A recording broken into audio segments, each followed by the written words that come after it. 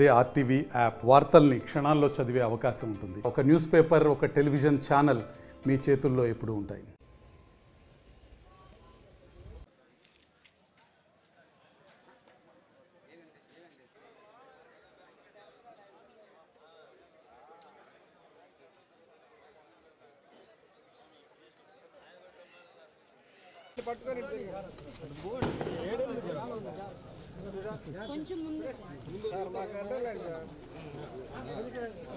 ఈరోజు మండవారిపాలెం మన గ్రామ పంచాయతీ కార్యాలయాన్ని దగ్గర 43,60,000 రూపాయలతోటి ఈరోజు కొత్త భవనాన్ని పూర్తి చేసి దాన్ని ఓపెన్ చేసుకోవడం జరిగింది.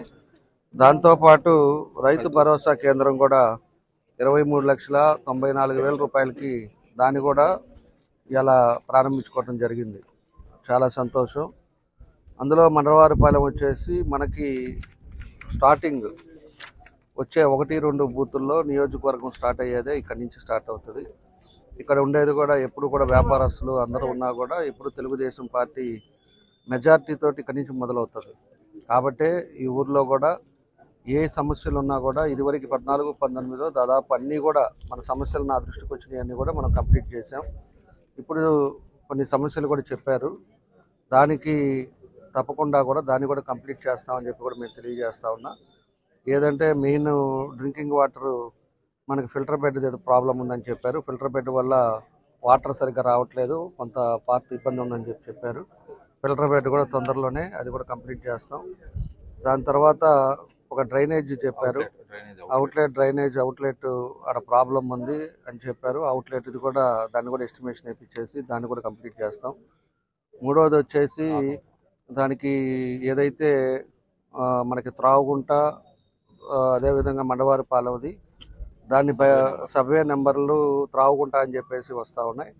దాన్ని కూడా సీసీఎల్కి పంపించారు. సీసీఎల్లో కూడా మేము ఫాలోఅప్ చేసి దాన్ని కూడా కంప్లీట్ చేస్తే వీళ్ళు సర్వే నెంబర్లు మండవారిపాలెం కిందే మారుతుందని చెప్పి కూడా మేము తెలియజేస్తా ఉన్నా. కాబట్టి ఏ అయితే ఇంకా ఉండేది మనం ఎప్పటి నుంచో అనుకునేది మహానాడు కూడా మన గ్రామస్తులు మన రైతులే వాళ్ళ మంచి మనసుతోటి ఆ రోజు ఇక్కడ ల్యాండ్ ఇవ్వటం వల్ల గ్రాండ్ సక్సెస్గా ఆ రోజు మనకి అపోజిషన్లో మనకి మహానాడు సక్సెస్ఫుల్ జరగడం జరిగింది.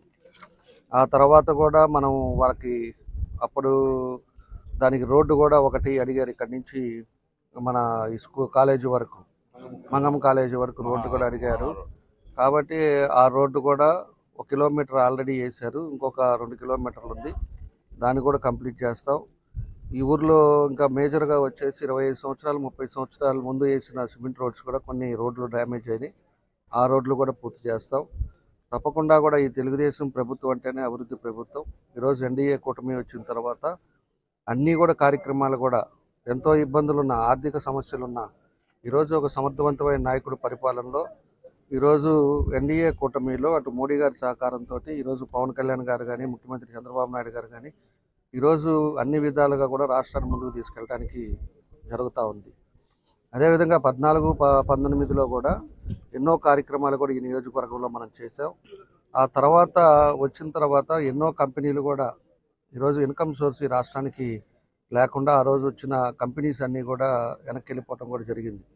ఈరోజు లోకేష్ గారు కానీ ముఖ్యమంత్రి గారు కానీ వీళ్ళందరూ కూడా మళ్ళా కంపెనీస్ని తీసుకురావటం, ఇన్కమ్ జనరేట్ చేయటం, ఎంతోమంది చదువుకున్న ఉన్న వాళ్ళకందరూ కూడా జాబ్లు కూడా చేయటానికి వాళ్ళకు కూడా ఈరోజు అకామిడేట్ చేయడానికి అన్ని కూడా కార్యక్రమాలు కూడా ఈ ప్రభుత్వం వచ్చిన తర్వాత జరుగుతూ ఉన్నాయి. కాబట్టి ప్రజలకు కూడా ఏదైతే సూపర్ 6లో కూడా తల్లికి వందనం కావచ్చు, రైతు భరోసా కావచ్చు, ఈరోజు పెన్షన్లు కావచ్చు, అదేవిధంగా రేషన్ కార్డులు కావచ్చు, ఆటో డ్రైవర్స్కి కావచ్చు, మా మహిళలకి ఉచిత బస్సు కావచ్చు, ఇలాంటివన్నీ కూడా ఈ ప్రభుత్వం వచ్చిన తర్వాత ఎన్నో వేల కోట్లు ఈరోజు ఖర్చు పెట్టి ప్రజల్ని కూడా సంక్షేమ పథకాల్లో ముందుకు తీసుకెళ్ళడం జరుగుతుందని చెప్పి కూడా మేము తెలియజేస్తా ఉన్నాం. కాబట్టి దాంతోపాటు ఈ పథకాలలో ఉన్నాయి కాబట్టి కొంత లేట్ అయినా కూడా ఖచ్చితంగా మనం ఉండే ఏ అయితే ఉన్నాయో ఈరోజు అన్నీ కూడా కంప్లీట్ చేసి ముందుకు తీసుకెళ్తామని కూడా మీకు తెలియజేస్తా ఉన్నా. ఈరోజు టౌన్ కూడా అన్ని విధాలు కూడా అన్ని హంగులతోటి చేస్తూ ఉన్నాం. అన్ని ఏరియాల్లో కూడా శానిటేషన్ కానీ అదేవిధంగా డ్రింకింగ్ వాటర్ కానీ ఇవన్నీ కూడా చేస్తూ ఉన్నాం. ఈరోజు 5:30కి స్ట్రీమ్ లైన్ చేసాం, నైట్ పూట శానిటేషన్ పెట్టాం. ఈరోజు నగరాన్ని కూడా సుందరీకరణ చేస్తున్నాం. ఎందుకంటే ఎవరైనా వచ్చినప్పుడు ఇది ఒంగోలు మార్పు అనేది కనపడాలని మనం సాయశక్తిలో దానికి చేస్తూ ఉన్నాం. మొన్న జరిగిన తుఫానుకు కూడా మనం ఒకసారి గమనిస్తే ముందు చూపుతోటి పోతురాజు కాలం అంతా కూడా మనం క్లీన్ చేయించాం కాబట్టి పెద్ద ముప్పు తగ్గింది. అదే కానీ పట్టించుకోకుండా కానీ ఉండుంటే అదంతా కూడా రివర్స్ అయ్యి ఇంకా ఎన్నో కాలనీలు కూడా మునిగిపోయే పరిస్థితులు వచ్చేది. కాబట్టి ఇవన్నీ కూడా చిత్తశుద్ధితోటి ప్రజలకు ఎక్కడ ఇబ్బంది లేకుండా ప్రజలు సౌకర్యంగా ఉండే విధంగా మా వంతు ఉండే ఫండ్స్ను బట్టి పూర్తిగా అభివృద్ధి కార్యక్రమాలు కూడా జరుగుతూ ఉన్నాయి, ఇంకా కూడా జరుగుతాయి. నేను ముందు నుంచి చెప్పాను, ఇంకొక సంవత్సరం తర్వాత ఒంగోలులో చూడండి అన్ని రకాల కూడా మార్పులు జరుగుతుందని చెప్పి కూడా మీకు ఈ సందర్భంగా తెలియజేస్తున్నాం. నిన్న ఎవరో మాట్లాడుతూ కూడా మెప్మాది కూడా మాట్లాడారు. నేను వాళ్ళకి ఒకటే చెప్తున్నా, మెప్మాది ఎవరున్నా కూడా నేను ఆ రోజే చెప్పాను. కలెక్టరేట్లో ఆ రోజు డిఆర్సీ మీటింగ్ ఉంటే మన వాళ్ళు మీడియా సోదరులు అడిగినప్పుడు కూడా చెప్పా, మెప్మాలో ఎవరైతే గ్రూపుల్లో అవినీతి చేశారో వాళ్ళ మీద ఆల్రెడీ నేను మన సీఎం గారి దృష్టికి, నారాయణ గారి దృష్టికి తీసుకెళ్ళిన తర్వాత అక్కడి నుంచి ఒక 5 కమిటీ వేశారు. వాళ్ళు ఎంక్వైరీ స్టార్ట్ చేశారు. అదేవిధంగా కలెక్టర్ గారికి చెప్పాను. కలెక్టర్ గారు కూడా జేసీ గారిని, అదేవిధంగా సిఇఓ గారిని, ఆ తర్వాత డిఆర్డిఏ పీడీని, వీళ్ళ ముగ్గురిని వేసి వీళ్ళు ఒక పక్క ఎంక్వైరీ చేస్తున్నారు. అది కాకుండా మేము ఒక ఎంక్వైరీ కూడా చేస్తూ ఉన్నాం. కాబట్టి ఎవడున్నా కూడా ఖచ్చితంగా కూడా దాన్ని బయట పెడతాం, దాన్ని అందరు కూడా తెలియపరుస్తాం, ప్రజలకు కూడా తెలియపరుస్తాం. ఏ బ్యాంకుల్లో ఎక్కడ ఇచ్చారు ఏందనేది కూడా తెలియపరుస్తాం. ఈలోపే దాన్ని రాజకీయం చేసి ఏదేదో local to global news at your fingertips. మీ చేతిలో ఒక ఆయుధం.